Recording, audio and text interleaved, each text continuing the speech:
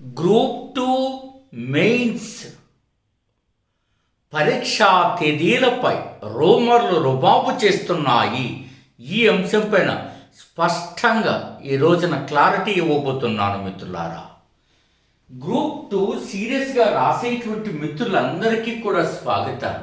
This is doctor Gopareddy. ఆంధ్రప్రదేశ్లో ఎక్కడ చూసినా గ్రూప్ 2 పరిస్థితి పైన తీవ్ర చర్చ జరుగుతుంది. దీనికి కొన్ని సమంజసమైనటువంటి కారణాలు ఉన్నాయి. పరీక్షా తేదీ, మెయిన్స్ ఎప్పుడు అనేటువంటి అంశాలపైన సందిగ్ధత నెలకొనడం మూలాన అనేక రూమర్లు, ముఖ్యంగా ఈ పిల్లవాళ్ళు తమకు నచ్చిన రీతిలో ప్రొజెక్ట్ చేయడంతో ఏర్పడుతున్నటువంటి ఆ యొక్క అసందిగ్ధ పరిస్థితుల అన్నింటినీ మూల్యాంకనము చేసి మీ ముందు ప్రవేశపెడుతున్న రిపోర్ట్ ఇది. మొట్టమొదటిసారిగా రూమర్ ఏమిటో చూద్దాం, దానికి సమాధానం చూద్దాం. రూమర్ ఏం చెప్తుంది? పరీక్షలు డిసెంబర్లో జరుగుతాయి అన్నది కొందరు ఫిరంగులా తమ యొక్క మాటలను తోటాల్లో పేలుస్తున్నారు, భయపెడుతున్నారు. మరి కొందరు ఇది ఫిబ్రవరి వరకు కొనసాగుతుంది అంటున్నారు. ఈ రెండు మాటలకు వెలాడిటీ లేదు, దానికి స్థిరత్వం కూడా లేదు.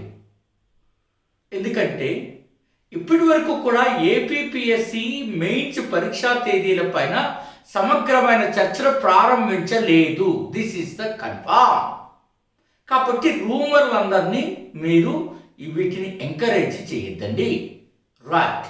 నెక్స్ట్ 2, సాధారణంగా పరీక్షా తేదీలు వచ్చిన తర్వాత వచ్చే ఫోర్స్ వేరు, అంతకు ముందు మనం చదివే ప్రిపరేషన్లో ఉన్నటువంటి ఫోర్స్ వేరు.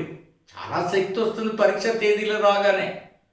పుస్తకాలు బూజును దులుపుకుంటాయి, మెదడులో ఉన్నటువంటి యొక్క చెత్తంతా బయటకు వచ్చేసి అది క్లీన్గా మారిపోతుంది. తమ చుట్టూ సరైనటువంటి పరిస్థితులను ఏర్పరచుకొని కథన రంగంలోకి మీరు దూకేస్తారు. కానీ అది ఊహించుకొని ఇప్పుడు ప్రయత్నం చేయాలా? 30 సంవత్సరాల కాంపిటేటివ్ అనుభవం ఉన్న మాలాంటి వాళ్ళని చెప్పినప్పుడు మీరు ఖచ్చితంగా వినాల్సి ఉంటుంది. ఏమిటివి? మీకు ఒకవేళ పరీక్ష డిసెంబర్కి వెళ్ళినా, జనవరికి వెళ్ళినా, ఫిబ్రవరికి వెళ్ళినా, ఇంకెప్పుడు వెళ్ళినా దానికి అట్టే సమయం కూడా లేదు కదా. కాబట్టి మీరు ఎందుకు ప్రిపరేషన్ పైన ఆ డల్, ఆ రకమైనటువంటి దాన్ని ఏమంటారంటే నెమ్మదితనం, మందకొడితనం, దాన్ని తగ్గించండి. ప్రిపరేషన్ వేగం పెంచండి. ఎవరైనా నేను ఇంకో గ్రూప్ 2 సాధించలేను, నేను ప్రిలిమ్స్లో అవకాశం వచ్చిన మెయిన్స్ రాయలేనటువంటి యొక్క ఎవరైనా ఉంటే వారు ఇప్పటికైనా పుస్తకాలను దుమ్ము దులిపి తొక్కదీసి ప్రిపరేషన్ స్టార్ట్ చేయండి విత్ ఎక్స్పర్ట్ గైడెన్స్. పిల్లల యొక్క గైడెన్సు, లేకపోతే అసమగ్రమైనటువంటి పుస్తకాల ద్వారా వచ్చే సమాచారాన్ని మీరు ఎట్టి పరిస్థితుల్లోనే స్వీకరించవద్దు. కాబట్టి ఈ ఏపీపీఎస్సీ స్పష్టమైనటువంటి నిర్ణయం తీసుకోలేదు అనేది మీరు కన్ఫర్మేషన్గా తీసుకోవాలి. ఒకవేళ వారు డిసెంబర్లో పెట్టేటువంటి, నవంబర్లో అయితే ఎగ్జామ్ ఉండదు, అది కన్ఫర్మేషన్ అయింది, ఇంకొదిలేయండి అక్కడికి. కాబట్టి డిసెంబర్లో తేదీల పట్ల అనేది స్పష్టత లేదు, మీకు అది అర్థం చేసుకోండి ముందర. సో 1, 2 ఇంకా ఎప్పటికీ ఏమిటి అనేది కూడా ఇంత రూమరే. ఎంత వెళ్ళినా కూడా అందరూ అంటున్నది కూడా ఫిబ్రవరి కదా, అదేమి పెద్ద దూరంలో లేదు, 4 నెలల దూరంలో ఉంది. కాబట్టి ఇక మీరు అవన్నీ వదిలిపెట్టి ఫస్ట్ మీరు సబ్జెక్ట్స్ని అన్నీ కంప్లీట్ చేయడానికి ప్రయత్నం చేయండి. అది కూడా సమగ్రమైనటువంటి దృక్పథం రావాలి, ఎగ్జామ్ పాయింట్ ఆఫ్ వ్యూకి రావాలి. సాధ్యమైనంత ఈ ఎంప్లాయీస్ ఎవరైతే ఉన్నారో వారు రోజుకి 4 గంటలు కనీసం ఇంటికి 10 గంటలకైనా వస్తారు, 9 కన్నా వస్తారు. కాబట్టి 1 గంట వరకు చదవండి, మళ్ళీ తెల్లవారుజామున లేయచ్చు, లేకపోతే 4 గంటలు మీరు చదువుకోగలిగితే చాలు. ఆ రకమైనటువంటి ప్రయత్నం చేయండి. ఓకేనండి. ఇది చాలా కన్ఫర్మేషన్ అయినటువంటి అంశం. ఇప్పటి నుంచి సరైన రీతిలో సరైన అంశాలతో చదివినా కూడా మీరు సక్సెస్ అవ్వచ్చు. అర్థమవుతుందండి. సో కాబట్టి ఒక బిట్ని మీరు సమగ్రంగా చదవడం ఎలాగన్నది నేను అనేక విషయాలు మీకు వివరించడం జరిగింది. నెక్స్ట్, ఎవరైనా ఇప్పుడు లీవ్, ప్రభుత్వ వాళ్ళు ఎవరైనా లీవ్ ఉంటే ఆ లీవ్ని ఎక్స్టెండ్ చేయకపోకండి. మీరు దాన్ని తప్పనిసరిగా జాబ్ చేసుకుంటూ కూడా చదవచ్చు, ఏమి ఇబ్బంది లేదు. రోజుకి 4 గంటలు చాలు. సోదంతా మీకు ఎన్ని గంటలు చదివితే ఉపయోగం ఏమున్నది? చదివిన ఆ 1 గంటైనా 4 గంటలైనా ఎగ్జామ్ పాయింట్ ఆఫ్ వ్యూకి రావాలా. Gopal Reddy exam point of view అంటే ఏమిటి? ఇప్పటి వరకు మనకు కొత్త కోణంలో మీరు ఆలోచన చేయడమే ఎగ్జామ్ పాయింట్ ఆఫ్ వ్యూ. ఎన్నో బిట్లు మీకు కూలంకషంగా తీసుకురావడం జరిగినది. అంత డీటెయిల్డ్గా మీరు చదవాలి. చదవకపోతే డీటెయిల్డ్గా చూడాలి. చూస్తే మీరు సక్సెస్లోకి వస్తారు. మీకు అందరికీ చెప్తున్నా, మీరు శ్రీ మేఘనా థింక్ ట్యాంక్ యాప్ని డౌన్లోడ్ చేసుకోండి. అక్కడ ఏపీఎస్టీ గ్రాంటెడ్ 75 క్వశ్చన్స్, అందులో దాదాపు 200 కొత్త పాయింట్లు, ఏబిసిడి ఇట్లా స్టేట్మెంట్స్ ఉంటాయి. ఎన్ని కొత్త పాయింట్లు మీరు జీవితంలో సాధించిన పాయింట్లు ఉంటాయి, రాయండి. అట్లాగే మీరు మెంటార్షిప్ ఎయిత్ సబ్జెక్ట్ 300కి అందుబాటులో ఉంచాను. ఏం చదవాలి, ఎలా చదవాలి, ఈ దేశంలో ఎక్కడా లేదు అలాంటి ఫీచర్ మీకు వస్తుంది. అలాగే మీరు ఈ నెంబర్కి మీరు వాట్సాప్ పెట్టండి, మెటీరియల్ పెడతారు 60 పేజీలు. 8074940030కి డెమో పీడిఎఫ్ అంటే దానికి పెట్టండి. మీరు పర్ఫెక్ట్గా అయిపోతారు. అనవసరమైన ఆలోచనలు మీరు చెయ్యొద్దండి.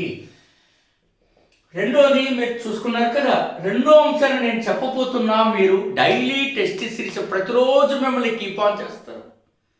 దాంట్లో ఓన్లీ 600కే మీరు జాయిన్ అవ్వండి. పట్టుదలగా రాగిన 2 నెలలు గట్టిగా సబ్జెక్ట్ అంతా పరిచయం వస్తుంది. టెస్ట్ కమ్ లర్నింగ్ కోర్సులా ఉంటుంది. అప్పుడు ఎగ్జామ్ వరకు రాయండి. టాపిక్ వైజ్ టెస్ట్ సిరీస్ రాయండి.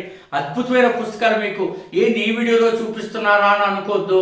అవసరం అనుకుంటేనే ముందుకు రండి. సింగిల్గాను సబ్జెక్టులను 25 పుస్తకాల నుంచి వచ్చింది. మీరు జస్ట్ 50 డేస్లో కవర్ చేయవచ్చు. సో అదే రకంగా మీకు science and technology 14 sources with updates నుంచి వచ్చినది. అదే రకంగా ఇండియన్ ఎకానమీ అత్యంత అప్డేట్స్తో ఇప్పుడు పరిస్థితులకు తగ్గట్టుగా. సో అట్లాగే భారత రాజ్యాంగం ఇప్పుడు వచ్చింది 14 సోర్సెస్ నుంచి. మీరు ఫస్ట్ మీరు చేయాల్సింది ఏంటంటే ప్రిపరేషన్ పట్ల సందేహాలు వదిలేయండి. సమగ్రంగా చదవడానికి ప్రయత్నం చేయండి. ఆ సమగ్రత ఎలా ఉందో నేను చెప్పాను. ఇంకా మీకు 80 డేస్ ప్రిపరేషన్ ప్లాన్ ఫ్రీగా పెడుతున్నా కదా, అది రోజు 1 గంట ఆలోచన చేసి నేను పడుకునే ముందు మీకు యాప్లో అప్డేట్ చేస్తున్నాను. ఎంత సిన్సియర్గా అవుతుందో మీ ఫ్రెండ్స్ ఎవరైనా అందరూ ఫాలో అవుతుంటే అడగండి. అట్లాగే దాంట్లో ఒక టాపిక్లో ఏం చదవాలి, ఎక్కడ వరకు కవర్ చేయాలి, ఎంత అప్డేట్గా దాన్ని కోఆర్డినేట్ చేసుకోవాలనేది మెంటార్షిప్. అది చాలా అవసరం. అది ఒక ఫ్యూచర్లో అందిస్తున్న దేశంలో ఏ యాప్లో లేదు. మీరు కావాలని మన యాప్ డౌన్లోడ్ చేయించండి. కాబట్టి సమగ్రంగా చదవండి మిత్రులారా. ప్రిపరేషన్ పైన సందేహం పెట్టుకోవద్దు.